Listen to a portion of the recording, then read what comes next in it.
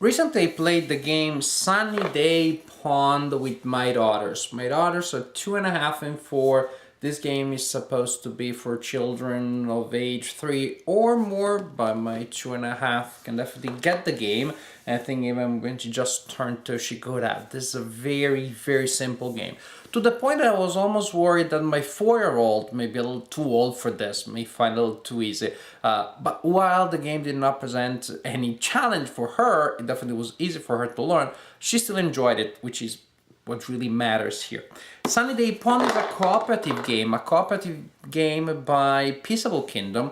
The point is to solve three puzzles, before the game ends. If you manage to solve three puzzles that represent these three animals, the three animals go and play at the pond and they're happy, and you need to do that before the game is over, which will be if it starts raining too much. The game comes with three puzzles representing the animals. The puzzles are of very sturdy material, very durable. I like that, definitely, especially in children's games. The back of the puzzles are orange, purple, and green, respectively, and the front represents the animals. You have the frog, you have the duck, and you have the fish. You also have the board that I showed you earlier on the back of the box. Here's the real board, again, mounted, sturdy, and nicely coated, so if some orange juice or some milk falls on it, that shouldn't be too tragic. And you have, super very important, a spinning wheel. Oh, my daughters just love to spin the wheel. I almost wonder if you just had this, no game, they would still enjoy it. Players take turns spinning the wheel and resolving what happens after the wheel has stopped spinning. If the result is one of the colors of the puzzles, green, orange, or purple, then the player takes a piece of the corresponding puzzle, orange, green, or purple, and places it on the puzzle. If you're playing it horizontally instead of vertically, as I'm doing, it's much easier. Vertical is much tougher. So players are pretty much trying to complete these puzzles. If a rainbow comes out, then the active player chooses the color that he or she wants to place on the board. If it is the raindrop, then there are tokens representing raindrops, and the active player needs to place one of these on this area of the board.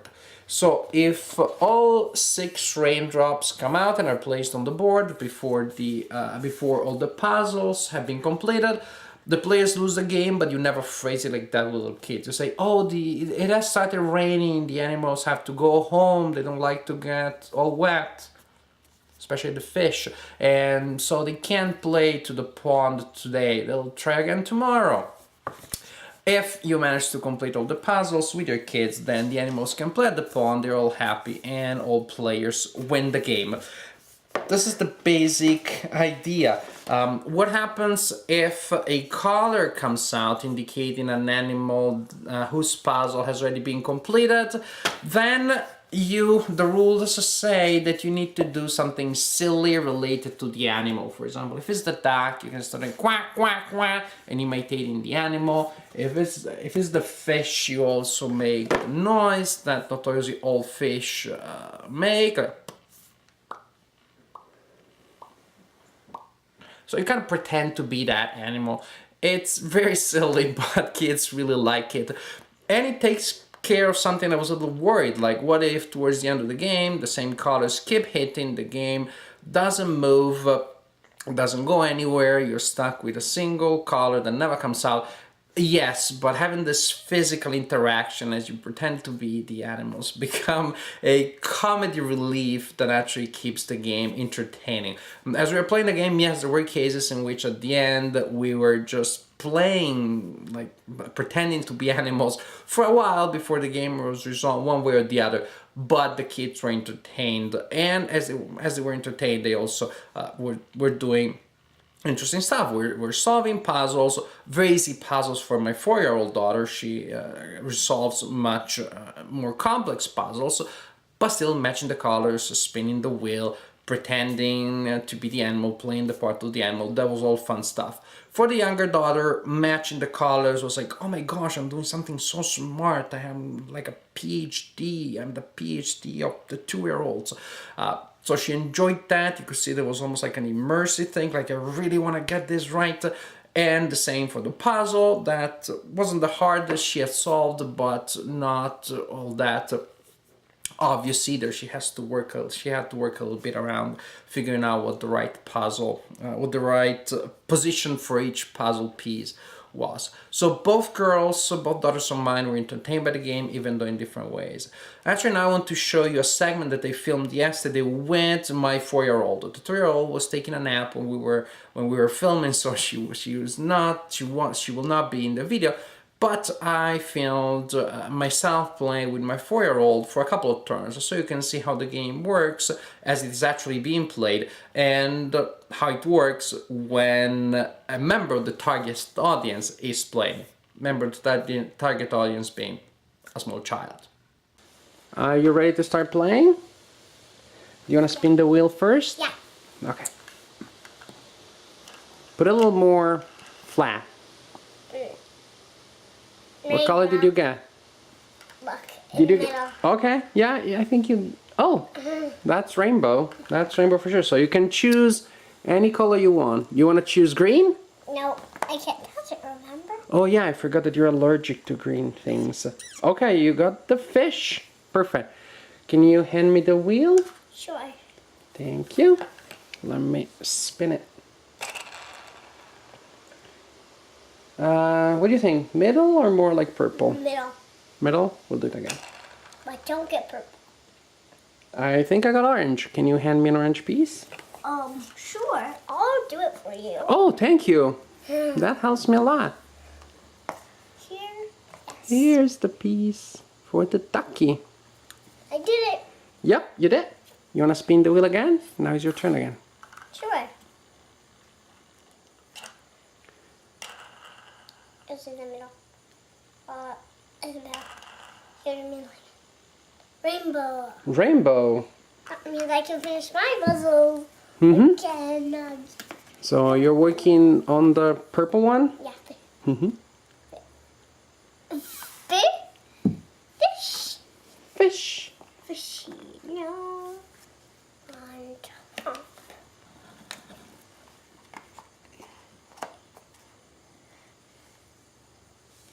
Good job, Amelia. And oops. And what happens if I spin a drop of water? Get a drop of water. Yeah, I need to put a drop of water. Where? On top of the first drop. Top of the first drop. There you go.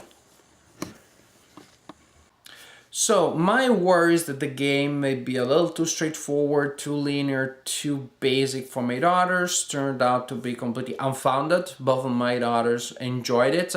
And maybe that's something that gamers like me do. We look at these games in terms of game design and we think, oh, there's gonna be downtime here. How can you solve that random element and counterbalance it with some strategic choice? Kids see things in different ways, and the way in which kids see this game is like fun. It's fun when colors that give you pieces to put on the puzzle come out. It's fun when you're placing pieces on the puzzle. It is fun when you're making funny noises. Actually, that's when you laugh harder than when you're putting down pieces of the puzzle.